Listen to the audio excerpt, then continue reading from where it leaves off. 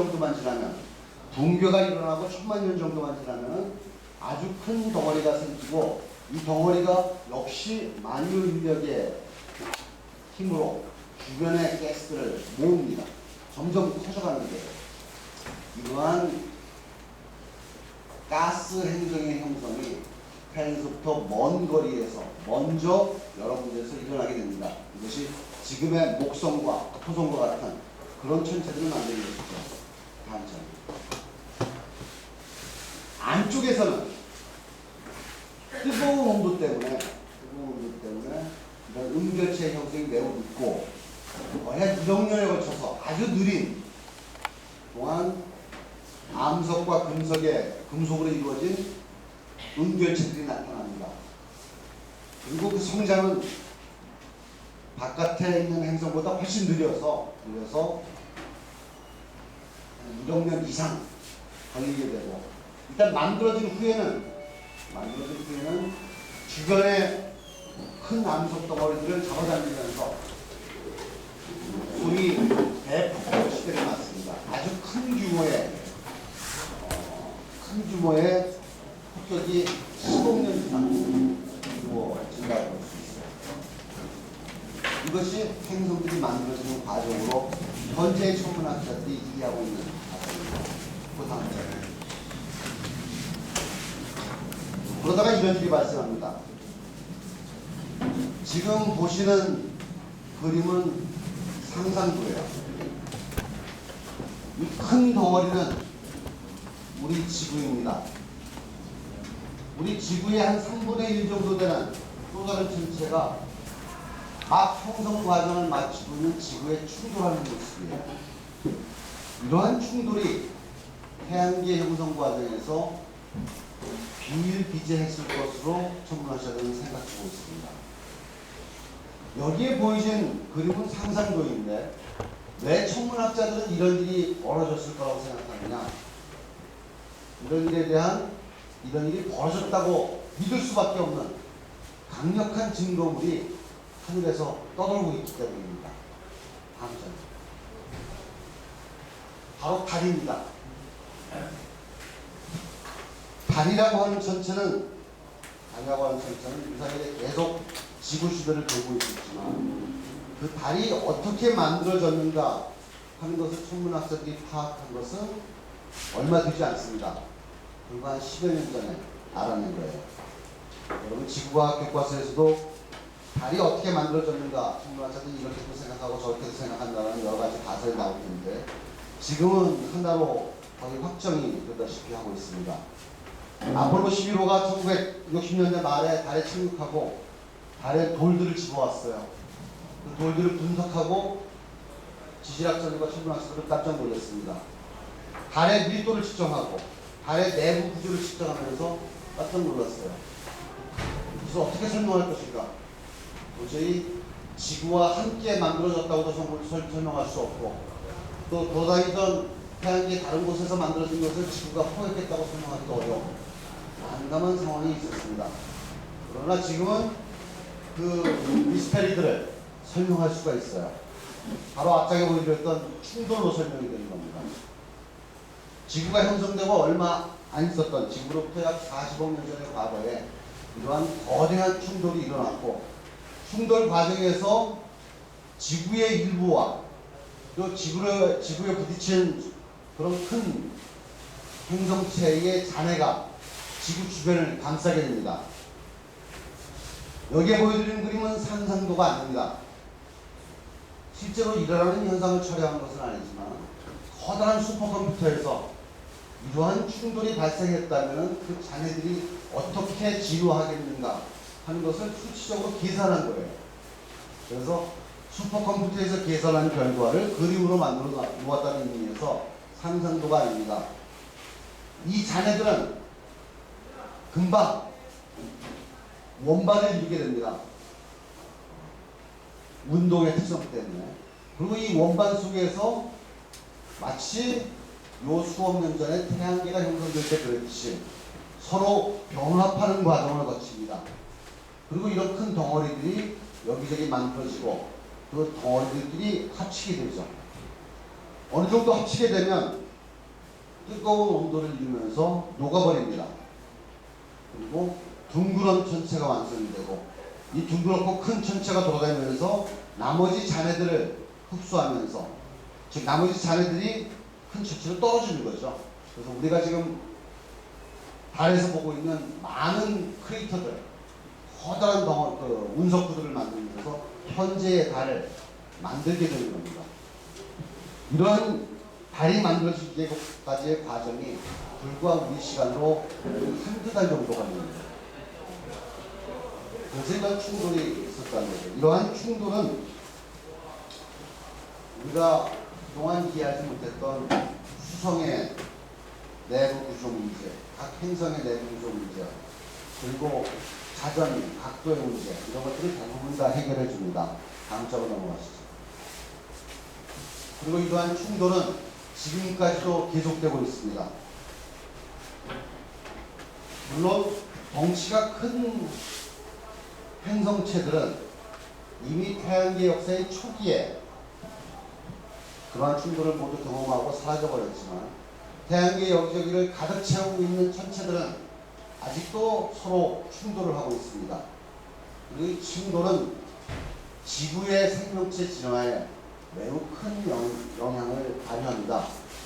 여기 보여드리는 그림은 태양계 바깥쪽 천체들의 움직임입니다. 역시 상상도가 아니에요. 여기 가장 큰 원은 해왕성의 교류입니다. 해왕성 바깥쪽에 카이퍼벨트 천체들이 움직이는 것을 관측을 통해서 궤도를 파악하고 그것을 그림으로 그려놓은 거예요. 가장 작은 원은 목성의 궤도입니다. 그리고 파란색 네모 기호들은 혜성입니다. 혜성들이 바깥쪽에서 안으로 들어와서 다시 나가는 모습을 보여주고 있습니다. 그리고 이 과정에서 여기 안쪽에 있는 행성들과 충돌이 가끔 발생합니다. 한정된 공간 속에서 많은 천체들이 움직이기 때문에 그러한 충돌이 생기는 거죠. 그리고 1994년 우리는 아주 멋진 장면을 관측하게 되죠. 1994년 그 전에 발견된 혜성이 슈메이커 랩이라고 하는 혜성이 있었습니다. 이 혜성이 목성 근처에 다가오더니 목성의 중력 때문에 부서져 버립니다.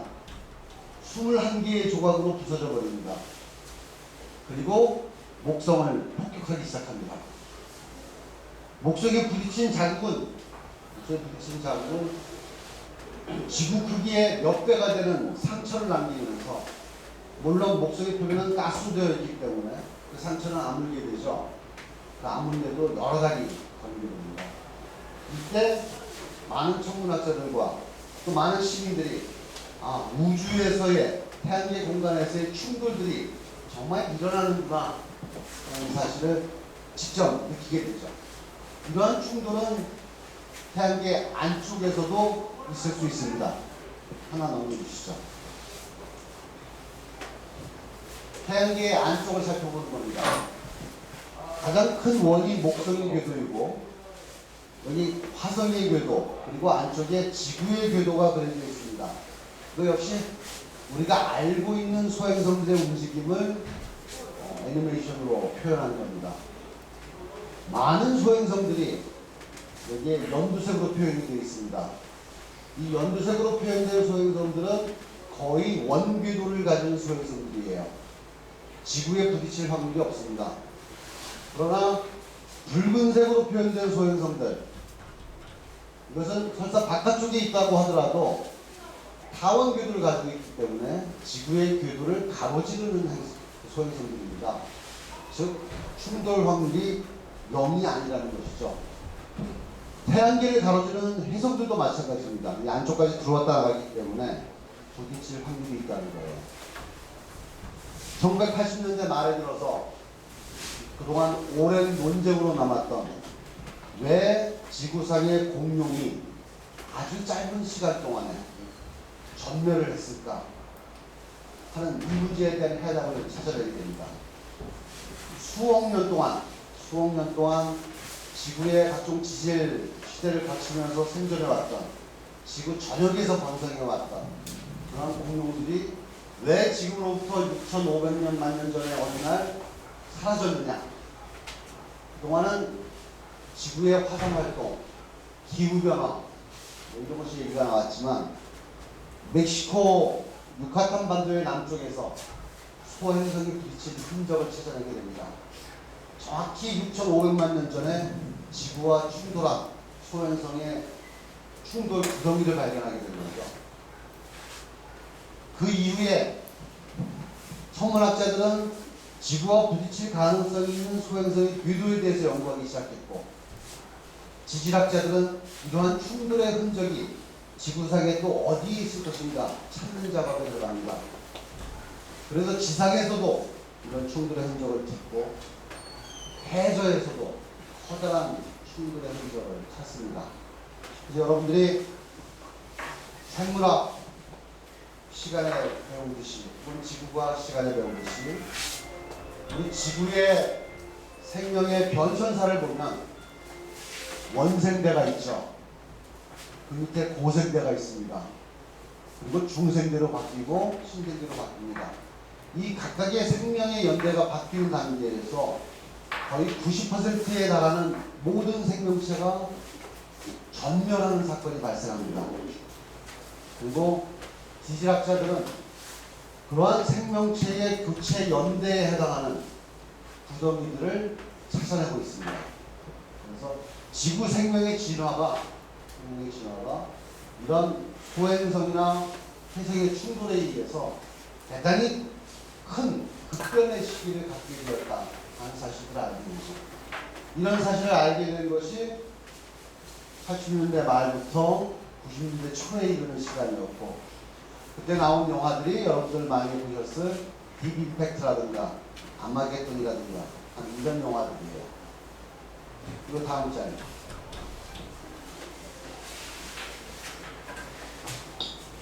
뒤에서는, 오늘 앞에서도 잘 안 보이겠지만, 여기 보이는, 이 위치가 지구의 위치입니다. 지구의 궤적을 따라가면서 주변의 소행성들이 어떻게 움직이는지를 실제 관측 자료로 애니메이션을 만든 겁니다. 많은 소행성들이 지구 근처로 다가왔다 멀어져 갔다 합니다. 이 중에는 일부는 지구를 스쳐 지나가는 것도 있고요. 천문학자들이 우주과학자들하고 같이 노력하는 부분은 우리 태양계 안쪽에 있는 지구의 위협이 되는 천체들을 다 찾아내야 되겠다. 비록 6,500만 년 전에 공룡들은 하늘을 볼 수 없었고 하늘을 이해할 수 없었지만, 지금의 우리 기술로는 이러한 충돌 현상이 설사 있게 되더라도 충돌 현상이 있기 오래전에 이미 모든 소행성들의 궤도를 파악할 수가 있고, 충돌을 하게 된다면 디임팩트처럼 핵폭탄을 쓰지는 않더라도 그 소행성의 궤도를 바꿀 수 있는 그러한 우주 기술을 개발할 수 있겠다 하는 생각으로 연구가 진행되고 있습니다. 이미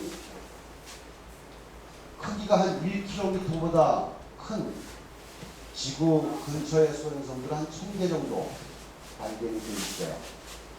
직경이 1km 하면은 별로 크지는 않다고 생각하실 수 있을 텐데,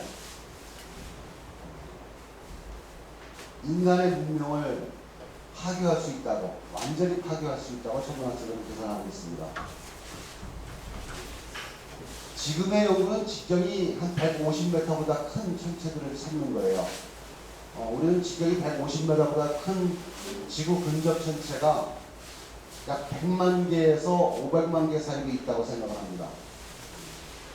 정확한 숫자는 그들의 크기 분포를 우리가 알지 못하기 때문에 파악할 수 없지만, 직경 100m 정도가 떨어지면 어떻게 되느냐?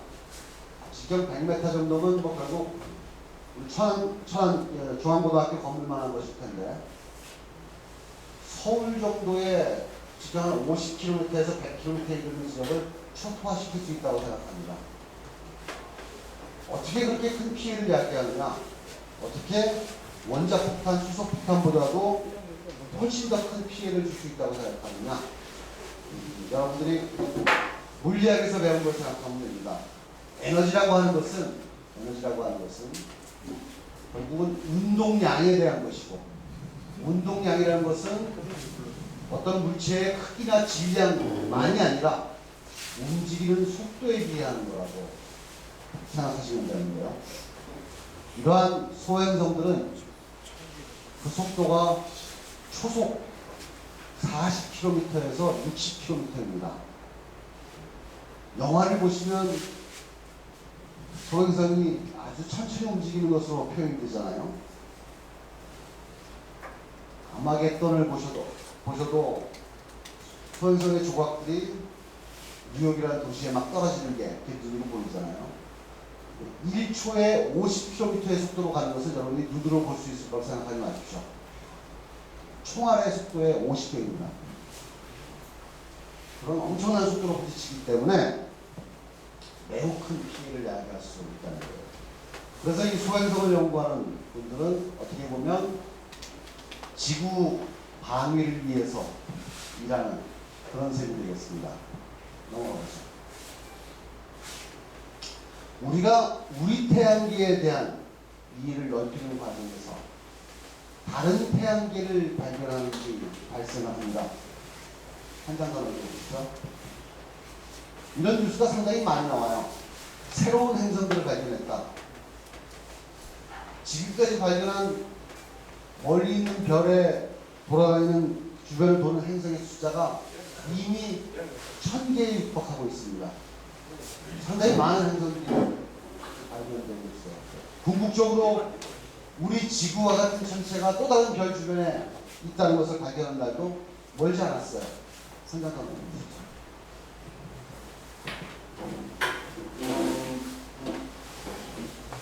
제가 대학에서 천문학을 공부할 때만 해도, 또 심지어 대학을 졸업하고 대학원에서 천문학을 공부할 때만 해도 다른 별 주변에 있는 행성을 연구한다는 것은 생각조차 하지 못했어요. 멀리 있는 별도 아주 희미한데 그 별에 비해서, 우리 태양에 비해서 지구는 얼마나 어둡습니까? 얼마나 작습니까? 그런 것을 공부한다는 것이 가능하지 않다고 생각했어요. 근데 지금은 불과 한 30년 만에 전혀 다른 생각들을 천문학이 하고 있습니다. 천문학자들이 하고 있습니다. 여기 보이는 것은 우리 은하의 아주 작은 부분입니다. 별들로 가득 차 있죠. 여기 뿌옇게 보이는 부분들, 가스가 아닙니다. 모두 별입니다. 별들이 너무나 가까이서 뭉쳐있기 때문에, 모여있기 때문에 그냥 뿌옇게 보이는 거예요. 우리 은하수, 물이 흐르는 것처럼 보이는데 모두 별들이 가득 차 있습니다. 우리 은하에 있는 별들만 한 1000억 개 정도가 있습니다. 이렇게 많은 별들이 모두 우리 태양이 만들어지는 것과 유사한 과정을 통해서 만들어진다면 반드시 행성들을 형성하게 돼 있어요. 1000억 개의 별들이 행성을 2개씩만 갖고 있어요. 2000억 개의 행성이 됩니다. 혹은 우리 태양계처럼 8개, 9개의 행성을 가지니까 행성의 숫자는 훨씬 더 많은 것이 되겠죠.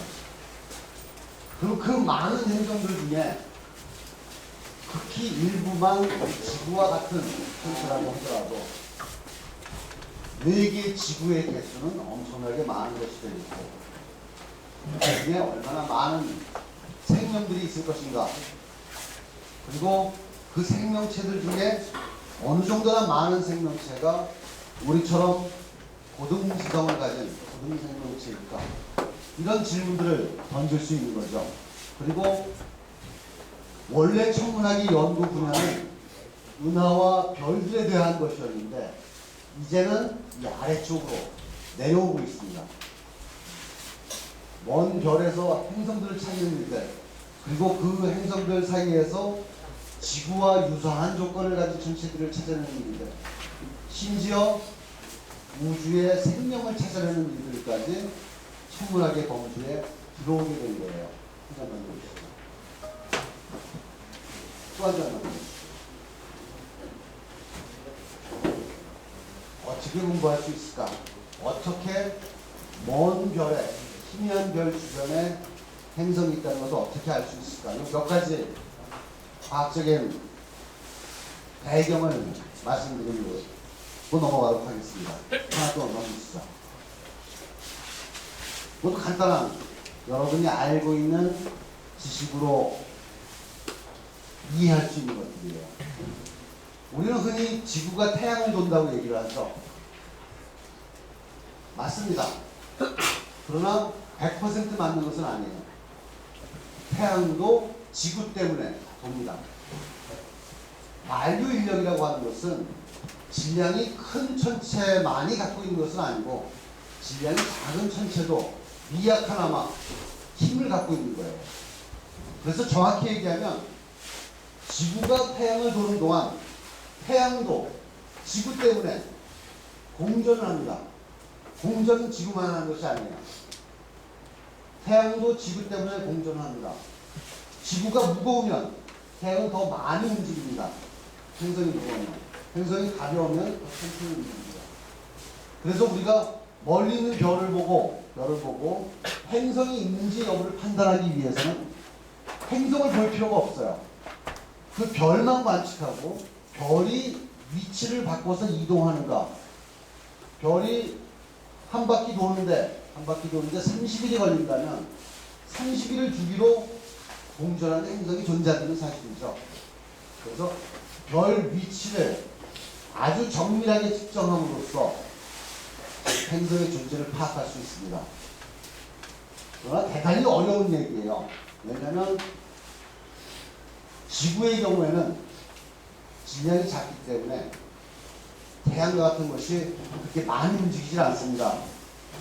이것이 아주 멀리 있다면 그 위치 결정이 매우 정밀하게 되어야 해요. 그래서 이 연구를 본격적으로 하기 위해서는 지상에서는 가능하지 않고 우주망원경을 띄워야 됩니다. 우주망원경도 한 대 가지고는 되지 않아요. 이 방법을 위해서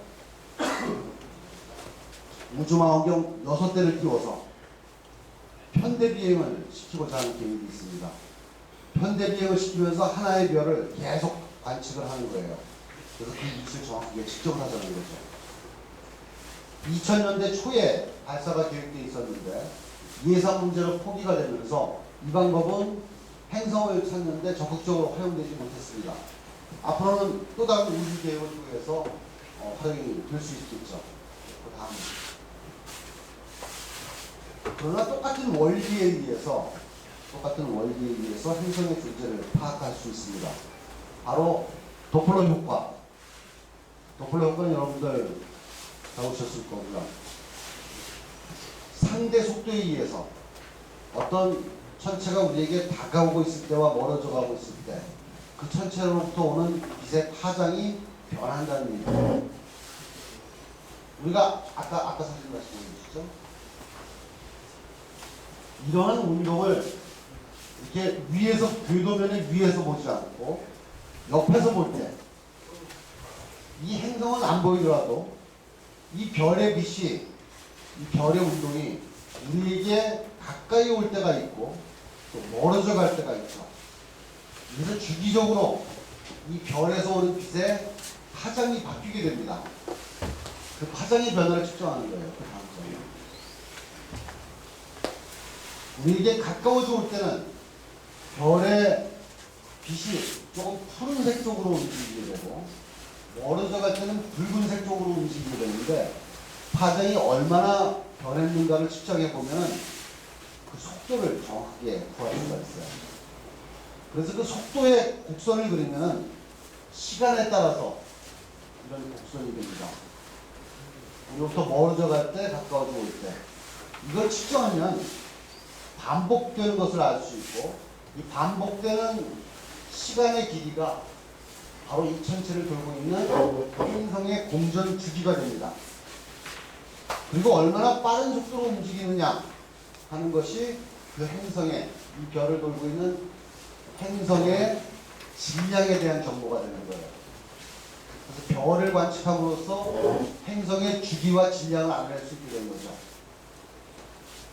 이 별이 행성을 2개 가지고 있으면 어떡하느냐, 3개 이상 가지고 있으면 어떡하느냐. 서로 다른 주기의 속도 곡선이 중첩돼서 나타나겠죠. 그것을 분리해내서 해석을 하는 겁니다.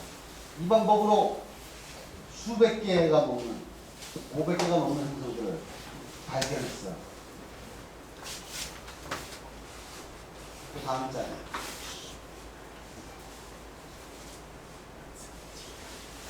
이 도플러 방법으로 행성을 발견하는데 가장 많은 기여를 한 유럽 남반구 천문대의 관측 장비입니다. 천문학의 관측 장비는 보통 천체 망원경을 생각하기가 쉬운데 사실은 천체 망원경보다도 더 중요한 것이 천체 망원경은 단순히 빛을 모아주는 역할을 하는 것이고 모아진 빛을 분석하는 장비가 훨씬 더 중요합니다. 이 아래쪽에 보이는 그림은 지상에서 가장 정밀한 분광기예요. 분광기는 빛을 분산시켜서 그 빛에 섞여 있는 여러 가지 신호들의 파장을 정밀하게 측정할 수 있게 해주고 그것으로 정밀한 속도 결정을 가능하게 해주는데요. 모두 진공 챔버 안에 들어가 있습니다.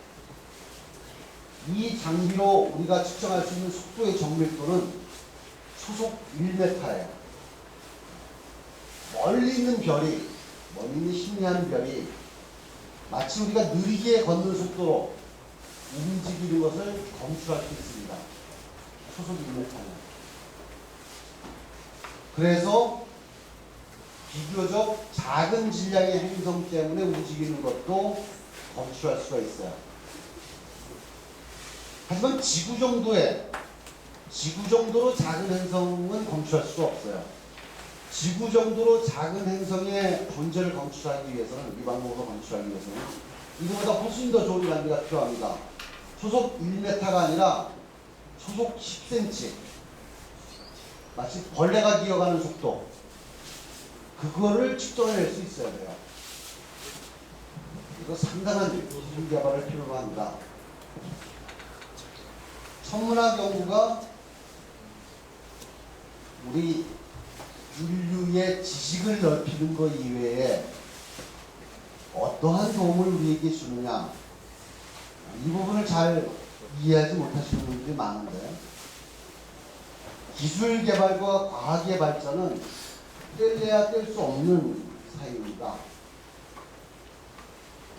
여러분들이 신문에서 보시는, 방송에서 보시는 기술 개발, 많은 경우가 돈을 목표로 한 기술 개발이에요. 그 생활을 편하게 하기 위한 기술 개발. 기업과 국가연구소에서 많은 투자를 하죠. 왜냐하면 수출을 해야 되니까. 그런데 그런 기술 개발 이외에 순수 과학에서 하는 기술 개발이 있습니다. 순수 과학에서 하는 기술 개발은 전혀 다른 목표를 위해서 개발된 기술이에요. 과학이라는 게 결국은 세상에서 아는 사람이 하나도 없는 새로운 지식을 얻기 위한 일이다 보니까 그것을 제대로 하기 위해서는 세상에서 아무도 해본 적이 없는 그러한 기술을 만들어내야 돼요. 지금 말씀드린 것처럼 멀리 있는 별이 이렇게 적은 속도로 움직이는 것, 혹은 이보다 적은 속도로 움직이는 것을 검출해내기 위해서는 새로운 기술이 필요하다는 거죠. 그 과정에서 개발된 기술은 어느 정도 시간이 흐른 후에 인간에게 또 유용한 기술이 될 수도 있습니다. 이 기업체가 기술을 개발할 때는 앞으로 3년 이내에 투자한 자금이 나와야 돼요. 투자한 자금을 회수하고 더 많은 돈을 벌 수 있어야 돼요. 그렇죠? 그렇지 않으면 기업이 왜 투자를 합니까? 10년 뒤에 유용하게 쓰일 기술을 개발하는 기업은 없어요. 10년까지 기다릴 수가 없어요. 환금성이 있어야 됩니다. 그럼 10년 뒤, 20년 뒤의 기술을 누가 개발하느냐? 순수과학자들이 하는 거예요. 이건 돈을 목표로 하는 것이 아니기 때문에 여기에 대해서 투자할 수 있는 거죠. 유사한 일들이 사례를 말씀드리자면, 여러분들 휴대폰 사용하죠? 휴대폰에 쓰이는 주파수 변환 기술, 천문학자들이 50년 전에 개발한 겁니다. 50년 전에는 단파 라디오하고 AM 라디오, FM 라디오의 초기 기술이 개발됐을 때예요. 주파수가 kHz에서 메가헤르츠 단위입니다. 천문학자들은 우주의 수소 전파를 연구하기 위해서 1.4GHz, 1000배가 넘는 속도로 정보 변환이 이루어지면서 변환하는 기술을 개발을 했어요. 여러분 휴대폰은 지금 그 주파수를 사용하고 있습니다. 1.3GHz에서 1.8GHz. 천문학자들은 지금 100GHz에서 200GHz의 기술을 사용하고 있어요. 한 10년 뒤에는 민간에서 그것을 사용하게 될 겁니다. 이런 기술도 앞으로는 인간이 유용한 기술들이 될 수 있어요. 자, 그건 몇 알이 없고, 그 다음. 천문학자들은 어떠한 문제에 대한 답을 알아내기 위해서 한 가지 기술만 개발하지 않습니다. 창의력을 가진 또 똑같은 문제를 다른 시각에서 볼 수 있는 또 다른 천문학자들이 다른 방법으로 이것을 더 잘 해결할 수 있는 그런 노력들을 하죠. 그래서 다양한 기술들이 개발됩니다. 행성의 연구를, 행성의 발견과 외계 행성의 이해를 위해서. 이 방법도 지금 활발하게 사용되는 방법이에요. 행성이 있다면 별 주위를 돌 테고 별 앞에 나올 때 그 별의 빛을 일부 가리지 않겠느냐 하는 거예요. 얼마 전에 있었던 금성의 태양식하고 똑같은 원리입니다. 그래서 주기적으로 이 행성이 별의 앞을 지날 때 밝기가 약간 어두워졌다가 밝아졌다가. 행성들은 대부분 작죠. 그래서 별빛을 가리는 양도 작습니다. 목성의 경우로 생각해서, 목성은 태양에서 가장 크니까 목성이 태양 앞을 지나갈 때 멀리 있는 별에 살고 있는 천문학자가 태양빛을 계속 측정하고 있었다. 그러면 태양빛이 약 1% 어두워집니다. 1% 어두워졌다가 태양을 매일 관측해야죠. 어두워지는 게 지속되는 시간이 불과 한 10시간 정도 됩니다. 멀리서 계속 태양 관측하다 보면 약 12년 후에 목성이 한 바퀴 돌아서 또 한 번 어두워집니다. 어두워지는 현상을 2번 관측하면 목성의 궤도주기를 알아내는 거예요. 그만 한 20년 관측을 해야 되는 거고, 지구라면 어떻습니까? 지구는 목성보다 훨씬 작기 때문에 태양빛이 10,000분의 1 정도 어두워집니다. 그러니까 엄청난 정밀도로 10,000분의 1보다는 좋은 정밀도로 태양을 보고 있어야 지구의 존재를 알 수 있다는 거죠. 그리고 1년에 한 번씩 이런 현상이 반복됩니다. 그러니까 우리가 멀리 있는 별을 보고 지구와 동일한 조건을 가진 행성을 찾아내기 위해서는 최소한 10,000분의 1 이상의 정밀도를 측정할 수 있어야 되고, 그것을 반복적으로 한 3년 이상, 최소한 이런 현상이 정확한 주기로 반복된다는 것을 알기 위해서는 3월 정도 관측을 해야 돼요. 3년 이상 관측을 해야 된다는 사실을 알 수 있죠. 10,000분의 1의 정밀도를 어떻게 관측할 것이냐. 여기 별바라기 학생들 한번 측정해 보세요. 어떤 별의 밝기를 측정하고, 그래서 반복적으로 다시 측정해 보십시오. 그러면 우리 천안중앙고등학교의 이 망원경과 이 카메라로 별빛을 어느 정도의 정확도로 측정할 수 있는지 계산할 수가 있잖아요. 그리고 10,000분의 1의 정밀도가 어느 정도의 의미를 갖고 있는지 알 수가 있겠죠. 지상에서는 측정이 불가능합니다. 10,000분의 1의 정밀도. 왜냐하면 대기 때문에 별빛이 항상 일정하지가 않아요. 그래서 아무리 좋은 망원경으로 해도 어렵습니다. 다음처럼 넘어가요. 또 다른 방법이 있습니다. 여러분 상대성 이론이라고 들어보셨죠? 아인슈타인이 지금으로부터 100년도 전에 만들어낸 이론입니다. 여러분 뉴턴의 중력 이론은 거의 한 400년 된 거죠. 아주 둘 다 아주 옛날 이론이에요. 상대성 이론하면 아주 현대과학이라고 생각하시는 분들이 있는데 100년 지난 겁니다. 현대과학은 그보다 훨씬 더 멋있어요. 이 100년 전에 만들어낸 이론에 의하면 중력을 갖고 있는 주변의 공간은 일그러져 있습니다. 그것이 일반 상대성이거든요. 그래서 빛이 지나가면 빛이 휘어요.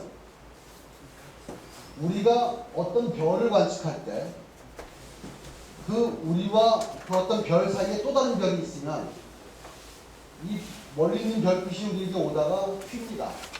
원래는 딱 우리 방향으로 오던 별만, 우리 방향으로 오는 별빛만 우리가 측정할 수 있는데 일직선상에 또 다른 별이 지나가다가 올 때 우리 쪽으로 오지 않던 다른 방향으로 가던 빛도 휘어서 우리에게 옵니다. 그것이 중력 렌즈 현상이에요. 그래서 앞에 한 별이 지나가면 뒤에 있는 별이 갑자기 밝아집니다. 우리가 볼 때 10배 밝아지고 20배 밝아지고 더 밝아져요. 그러다가 이 별이 지나가면 다시 어두워집니다. 이것이 미세 중력 렌즈라는 현상이에요. 이 현상을 원리 자체에 아인슈타인이 100년 전에 했지만 이 현상을 처음 연구한 사람이 한국 여자분이에요. 여기서 멀지 않죠? 청주대학교에 있는 분이 한 20년 전에 하셨는데 천문학자들이 이제 그걸 이용해서 연구를 합니다. 그런데 이 중력된 현상이 있을 때 이 앞에 있는 별이 행성을 가지고 있으면 이 별의 밝기 변화의 양상이 달라집니다. 이걸 이용해서 또 행성의 존재를 알아낼 수가 있어요. 그 행성이 얼마나 무거운지도 알아낼 수 있고 그 행성이 이 별에서 어느 정도의 거리를 갖고 돌고 있는지도 알 수 있고 이렇게 다양한 방법으로 알 수 있습니다. 그리고 지금 이러한 연구가 천문학에서는 아주 활발하게 이루어지고 있습니다. 외계 행성을 찾는 것만을 목표로 하고 있는 우주망원경들이 발사가 되었고 지금 우주망원경은 허블 이외에도 수십 개가 떠다니고 있어요. 그 중에 하나가 케플러라고 하는 망원경입니다. 이 케플러는 우주의 여기저기를 보지 않아요. 딱 한 군데만 봅니다. 요즘 밤하늘에 잘 보이죠? 백조자리 왼쪽 날개 주변이 목표 지역입니다. 이 지역만을 보고 있어요. 이 지역에 있는 10만 개의 별들 중에서 과연 몇만 개가 행성을 갖고 있으며 그 행성들은 어떤 특성들을 갖고 있는가 통계적인 자료치를 얻기 위해서 매일 밤 낮으로 관측하고 있습니다. 이 우주공간에서는 낮이 없어요. 그렇죠? 태양 쪽만 안 보면 돼. 올라가서 활동을 개시한 지 지금 3년째가 됩니다. 이미 수천 개의 행성들의 후보를 발견했고 지상 관측을 또 수행하고 있습니다. 지상에서 확인하는 과정을 수행하고 있습니다. 이미 3년이라는 세월이 지났기 때문에 지구와 유사한 행성들도 이미 후보로 여러 개 발견되고 있습니다. 거의 4개 행성에 대한 혁명적인 결과들을 내는 것으로 기대하고 있어요. 그 다음 장.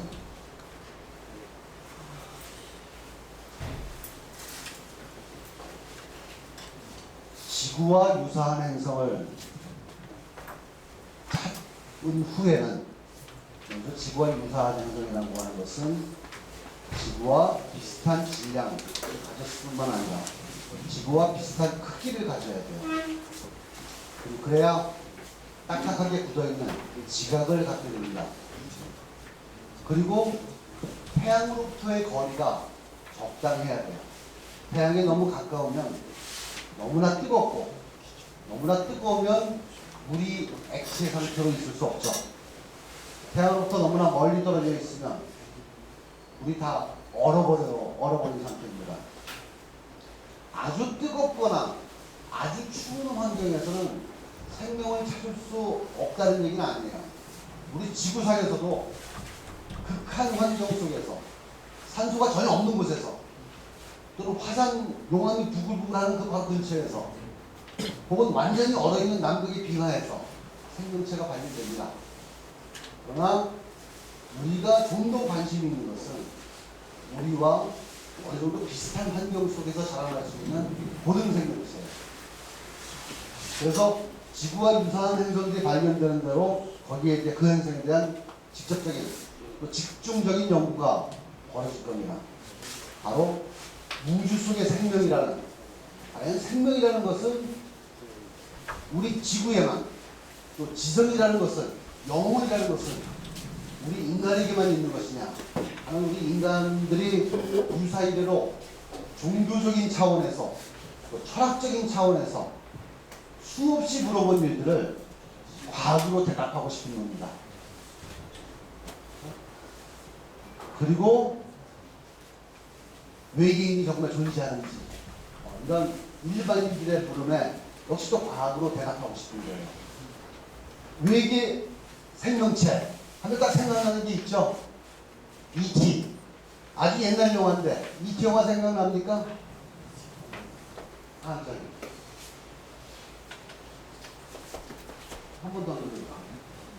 비싸게 생겼어요? E.T. 이거 사진 찍어서 E.T.랑 비슷하게 생겼다는 사람들도 있습니다. 한জন 더 하는 게 있을까? 제 친구예요. 이 친구는 산을 좋아해서 또 해외에 있는 산들을 많이 다녀오고, 여기 뭐 히말라야 어디서 찍은 건데요. 뭐 가져와가지고 사진이 이상한 게 찍혔다 이래요. 다음 장면. 크게 확대해도 뭔지 모르겠다. UFO라는 거예요. 맞습니다. UFO예요. UFO라는 말은 unidentified, 확인되지 않은 flying object. 뭐가 날아다니는데 뭔지 모르잖아요. 그럼 UFO가 맞아요. 그 다음 장면. 근데 많은 사람들은 UFO 하면은 외계 지성체가 타고 날아온 플라잉 소서, 비행 접시를 얘기하죠. 제가 얘기하는, 천문학자들이 얘기하는 우주 생명체는 이런 것이 아닙니다. 천문학자들은 지구상에서 제보가 되는 이 UFO를 연구하지 않아요. 지구상에서 제보가 되는 외계인과 관련된 모든 제보는 대부분이 사실이 아닌 것으로 판명이 났고, 일부분은 설명이 안 되는 사실들도 있습니다. 일부분은 대기현상으로 설명이 되는 것도 있는데, 일부분은 설명이 되지 않는 것도 있어요. 그러나 그 자체가 과학 연구의 대상이 된 적은 한 번도 없습니다. 과학 연구의 대상이 되기 위해서는 관찰을 할 수 있어야 되고 실험을 할 수 있어야 되는데, 그러한 실험의 조건에 맞는 자료가 나온 적은 아직 없어요. 그래서 천문학자는 대부분 이런 것에 대해서 연구를 하는 사람이 없습니다. 그 다음 장면. 우리가 얘기하는 지구밖 생명체는 대략 이런 거예요.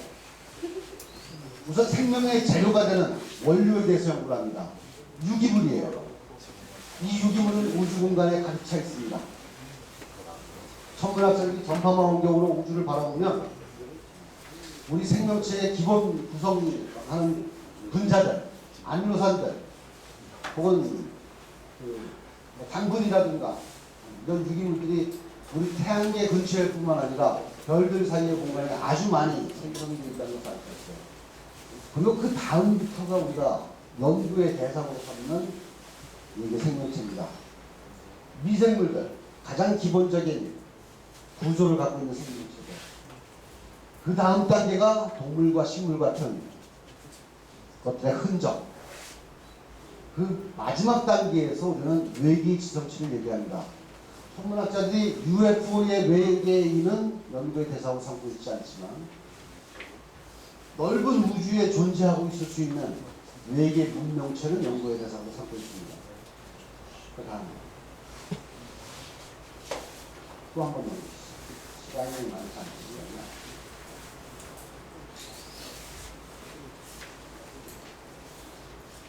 천문학자들과 우주과학자들의 연구활동 범위 내에서 이루어졌던 일들 몇 가지를 알아보도록 하겠습니다. 한 장 더 넘기시죠. 1970년대 초에 처음으로 태양계 전체를 지나가는 우주 탐사선이 만들어져서 발사가 됩니다. 물론 미국 나사에 의해서 발사가 된 거죠. 여기 보이는 것 같은 우주 탐사선입니다. 태양계 주요 행성들을 모두 지나서 태양계 바깥쪽으로 뻗어나가는 탐사선입니다. 이 탐사선의 안쪽에는 그림판이 하나 실려 있어요. 하나 더 눌러주시죠. 바로 이런 동판입니다. 동판에는 우리 인류의 모습이 그려져 있죠. 우리 인류의 모습이 이렇게 생겼으며 그 크기는, 우리 인류의 크기는 이 탐사선의 크기와 비교했을 때 이 정도의 크기이다. 그리고 이 탐사선은 우리 태양계의 세 번째 행성으로부터 날아왔다. 우리 태양은 어디 있느냐?